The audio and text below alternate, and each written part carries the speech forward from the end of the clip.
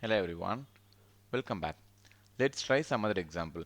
This is the existing operation which we tried already. Let's create a a user-defined DTO and we'll try to modify that. Okay, so we need to have a DTO for that, right? So what I'm going to do is I'm going to create a new DTO. Okay, or else okay, I can copy the same method and I'm going to create a new class here. So parallel when not to use example one, and I'll have a main method. Okay, so here I'm going to create another inner class which contains a DTO. So class calculation.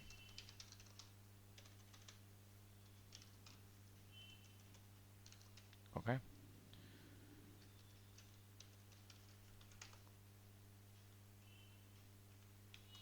so the calculation contains here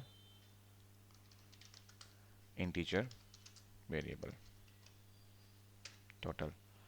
So I need to have a getter and setters. So create a getter and setter. Okay, so and I need to have a method here. Public void calculate. So what will happen in the calculate? We'll have a input here. So it will keep updating the total whenever this method was called. The global level variable will be keep updated with this. Okay, let's try to use the DTO and try it in the example. Okay, so what we are going to do here? So I'm going to create an object for the calculation.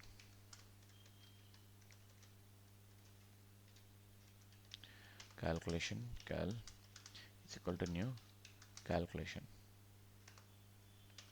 Okay, so let me create an int stream which contains a range of data,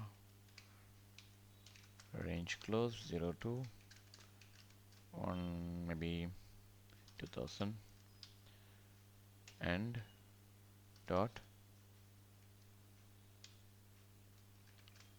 Okay, by default it's a stream, right? So dot for each. Every time I'm passing the data here and I'm going to call the method inside the. Do you understand what I have written here? I created a stream of data which is nothing but 0 to 2000. Okay, and I'm iterating the data. So every time I'm passing the data from here to this method. So it's like a for loop, right? So the data will keep on passed. The method which I'm calling the calculate. What the calculate will do? It by default adding the total or keep updating the total with the current number, right? So this is the object reference model. We used to try a class and the method name, right? The same way we can use the object and the method name also. Okay, let me print the data here. So what I'm going to do is result. So here I'm going to use the cal object to get the total.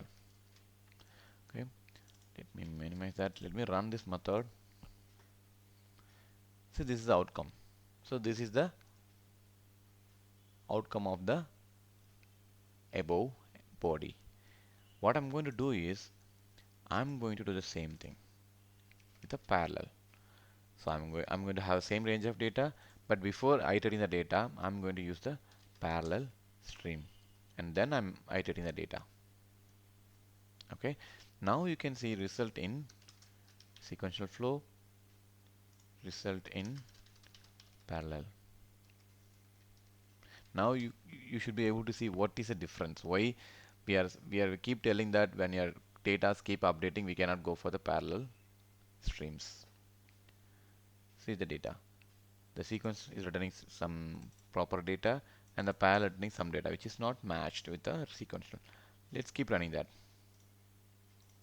Every time you'll get the different output from the parallel execution. The reason is the variable is updated by different threads. Okay, so other thread which will not aware of what is the previous thread is doing and what is another thread which is handling the same data what it is doing. So everything working independent together, independent each other, right? So those kind of scenarios, when you go for the parallel, it not only leads to a performance issue, it leads to a invalid data or wrong data. Okay, so whenever you are using parallel stream, make sure is it really necessary, because wherever you are trying to update the code or you're trying to code, you can simply go and work with the streams, which means sequential streams. It's not going to impact anything. But when you're going for parallel, you need to consider few parameters. The first thing, is it really necessary? The second thing, will it improve my performance? And third, even if it improves my performance, will it give the proper or valid outcome? Those things you need to keep that in your mind always. Okay. So with this, we came to end of this particular video. Thank you.